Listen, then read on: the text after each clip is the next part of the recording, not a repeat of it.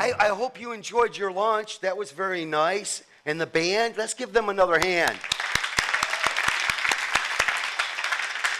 That's a great group of people there. I happen to know them personally. And this might freak you out, seeing a hip kind of rocking band like that.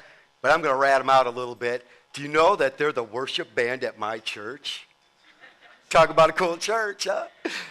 Really is. We have a lot of fun together. I just want to tell you how incredibly excited and proud I am to be a part of TEDxFlint, representing the lowest IQ in the room. It is so awesome to be here. This is just so exciting. My name is Stephen James, but I do have to say that when they first approached me to entertain at TEDx, I was a little apprehensive. You see, upon hearing the name TEDx, I thought it might be a porn convention. And then later when I got online and I looked up the Thailand version, TEDx Bangkok, I wasn't really sure about this thing. But I am. It's so nice to be here, to be on a platform that's had so many intellectuals and innovators. And I want to tell you, I'm sorry, at this moment you will not be seeing one of those. But there's been so many really cool people like Steve Levitt, the co-writer of Freakonomics and Super Freakonomics. I've never read the books. But I have to agree with him. I think it's time to let the freaks run the economy, huh? Why not? They couldn't do a worse job that's going on now. It's not like I'm expecting to ever see a Social Security check. And why not having a freaking economy? I mean, when you think about it, the kink business brings in $11 billion a year to the U.S. gross national product. I think his next book should be Super Kinky-nomics. There's another thing that's been on my mind. I think we should free radicals and imprison those hateful antioxidants. Thank you. That's the only medical joke I know. But I want to talk to you for a few moments about something that's very near and dear to my heart.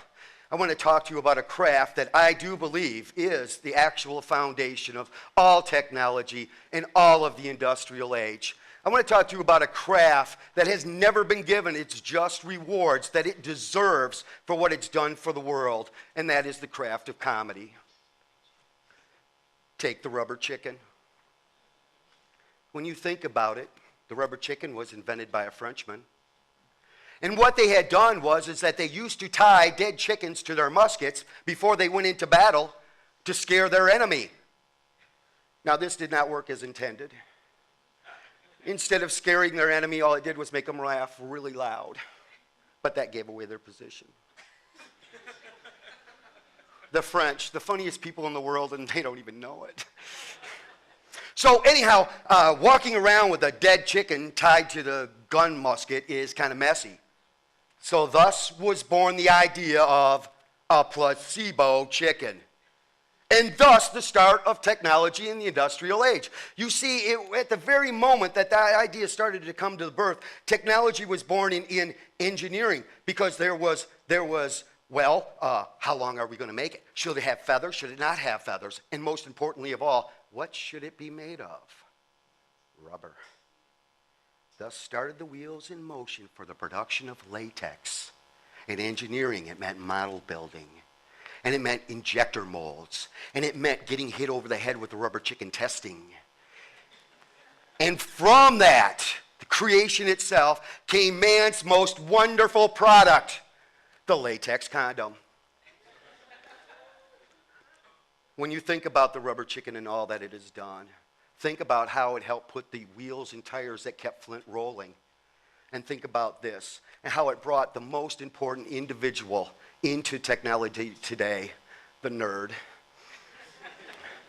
Next time you see a rubber chicken, go up to him and thank him for all that he has done, for giving you the pleasure of laughter, of industry, of technology, and most importantly of all, carefree sex. But there's other areas. There's other areas that, and there's other great people that have come along our way. I was thinking about it just here a moment ago about being here at TEDxFlint and this platform with so many important people like Stephen Hawking, true genius, discoverer of the dynamics of the black hole, discoverer of the ways of the universe. I've just always wondered if he's discovered a way to masturbate. That would be a true stroke of genius. That'll take you a while. On your way home, you go, oh, shit, yeah, maybe he wasn't the least IQ in the room. When I talk more about the series of things that comedy has done for us, and another thing, and when it comes to physics and the importance comedy has there, do you know that it was while watching the archers of King Charles II, who had just returned from capturing the notorious highwayman John Nevilson, that Sir Isaac Newton, sitting off in the distance underneath a tree, peeling his banana, not an apple, it was a banana, he observed the archers who are playfully reenacting the death of one of their enemies, thus creating the arrow through the head gag. Sir Isaac Newton, off in the distance, was watching this happen. As he's seen it go on, he started to formulate his ideas and theories of time and how time flies like an arrow. It was also at this time that Sir Isaac Newton wrote his one and only joke. Time flies like an arrow, fruit flies like a banana. You know, I really don't think I have the lowest IQ in this room. We talk about all the wonderful things that science and comedy has done. I don't have the time to explain to you all the other innovations that came from comedy. Such thing as, did you know that Albert Einstein's theory of relativity actually started out as a practical joke? Or how the building of the Eiffel Tower was actually a joke no one gets? Again, those crazy Frenchmen. But I have to tell you, I just have a few moments left in time that I wanted to talk to you. I wanted to let you know that I was born and raised here in Flint, Michigan. I moved away for a while. I come back. Coming back to this area and seeing the difference, some of the things that came through my mind is what's happened to Flint? What does Flint produce now? And I looked around at all the colleges and the technical schools, and I said, you know, Flint produces brains. And I thought about this for a minute, and I said, what does Flint export? And again, the thought is that Flint exports brains, and just not for medical study. And I said to myself, what can we do here in Flint? You see, a lot of you young people right now are going through college and you're learning, you're getting educated, but you're also creating ideas and dreams.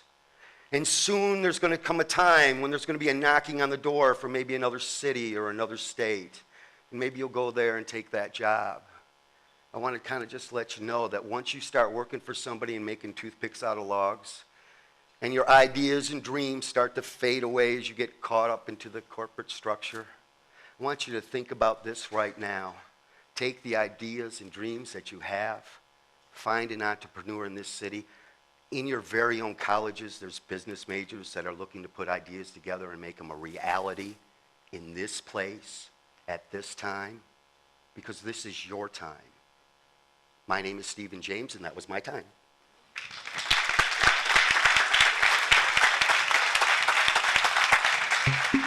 Thank you.